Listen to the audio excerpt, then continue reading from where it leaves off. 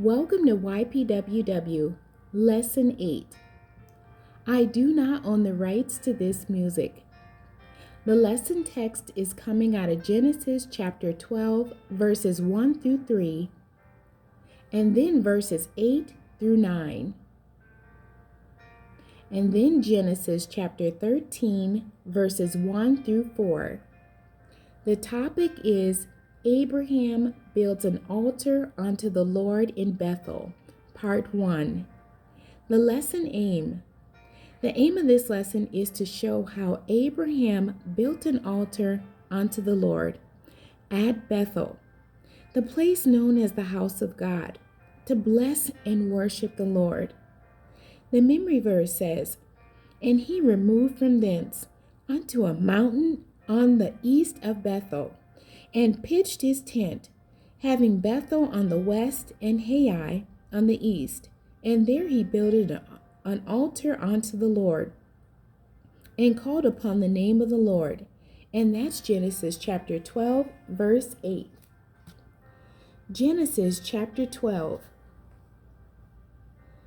verses 1 through 3. Now the Lord had said unto Abram, Get thee out of thy country, and from thy kindred, and from thy father's house, unto a land that I will show thee. And I will make of thee a great nation, and I will bless thee, and make thy name great. And thou shalt be a blessing, and I will bless them that bless thee, and curse him that curseth thee. And in thee shall all families of the earth be blessed. Verses 8 and 9. And he removed from thence unto a mountain on the east of Bethel, and pitched his tent, having Bethel on the west and Hai on the east. And there he builded an altar unto the Lord, and called upon the name of the Lord. And Abram journeyed, going on still toward the south.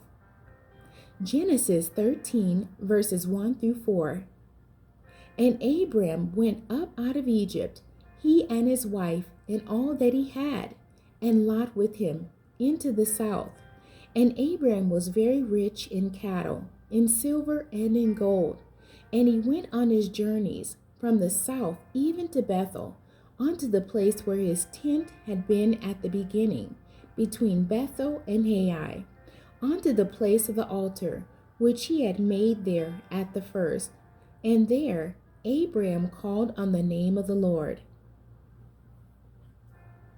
The introduction says, Bethel is known as the house of God, the place of worship, where the presence of the Lord inhabits the praises of his people. It is the place where sacrifices and offerings are given unto him. The church is also recognized as the house of God, the place of worship. Inside every church is an altar. Pastors, preachers, and evangelists often invite worshipers and new converts to come to the altar. It is there that believers commune with God. Some are meeting him for the first time, while others are in constant contact. Whether prayer or praise, the altar is where miracles can happen. The homilist may say, Leave your burdens here. Come unto him, or now is the acceptable time. This invitation to worship the Lord is free to all. The altar is the place inside the church where you can come to Jesus, give thanks, and cast all cares. The discussion says, originally, the altar is marked as the place where animal sacrifices are presented unto God. Only one's best is given as an acceptable offering, such as the fatted and unblemished lamb. After the death, burial, and resurrection of Christ, animal sacrifices are no longer needful. The altar becomes a place of confession and worship. Abraham believed God and did what he said, separating himself from the pagan nation. He stepped out on faith, having no idea where he was headed. The Lord appeared unto him and said, Unto thy descendants I will give this land. Being thankful, Abraham built an altar. As he traveled further between the cities of Bethel and Ai, he built a second altar. Everywhere he went, he worshiped and honored God by erecting altars to confirm his gratitude and agreement. A famine in the land forced Abraham to live in Egypt for a season. His wife was favored by the Pharaoh and was taken into his house. He gave Abraham great wealth because of her, but later learned that she was Abraham's wife and allowed them to leave. The dowry given to Sarah became a part of the great wealth Abraham continued to aggregate over his lifetime. The application says, Abraham is enormously wealthy by the time he leaves Egypt. His material treasures include silver, gold, and livestock. When he returns to Bethel, it is the place where his tent is established at the beginning when God first calls him to go out. He goes up to the place where he initially made the altar. There he calls upon the name of the Lord. As Abraham talks to God, the Lord answers him at the altar in Bethel. He does not allow his enormous wealth to stop him from worship. At the altar, there is a two-sided conversation taking place. In fellowship, he talks and listens to God. He praises and gives thanks. Consider how you, the church, approach the altar today. Think of it as a place of confession, as well as petition and intercession. Abraham made sacrifices at the altar in Bethel to worship God. Consider that praise and thanksgiving happens at the altar. Abraham talked to God at the altar. His building of the altar confirms his commitment to and confidence in God. Finally, consider God's promised blessings to all the families of the earth through Abraham. Faith is the essential key that connects Abraham's obedience to God's will. It is the component that motivates his actions and seals his destiny, as well as that of every believer. The lesson illustration, Genesis 13, verses 1 through 4.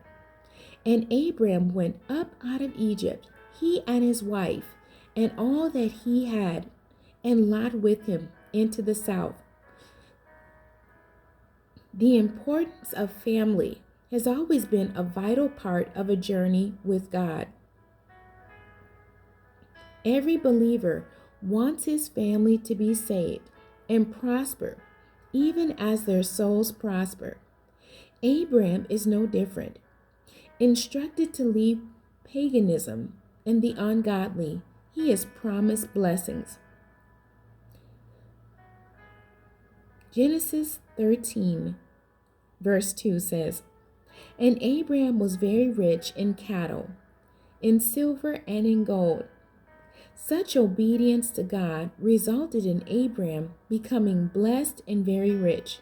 He had family, material wealth, and the favor of God's protection. Genesis 13, verse 3. And he went on his journeys from the south even to Bethel, unto the place where his tent had been at the beginning between Bethel and Ai. Verse 4. Unto the place of the altar which he had made there at the first. And there Abram called on the name of the Lord. Realizing both prosperity and posterity depended solely on the Lord, Abram came to the altar. It further marked the spot where Abram honored God with offering sacrifice and giving worship. The questions for today's lesson. Question 1. Did Abraham make sacrifices and offerings at Bethel? And what did God promise him there? Question 2. Between what two cities did he build the altar? And question 3. Explain the purposes of altars in churches today? Name something we do at the altar. The end. God bless you, and thank you for joining me today.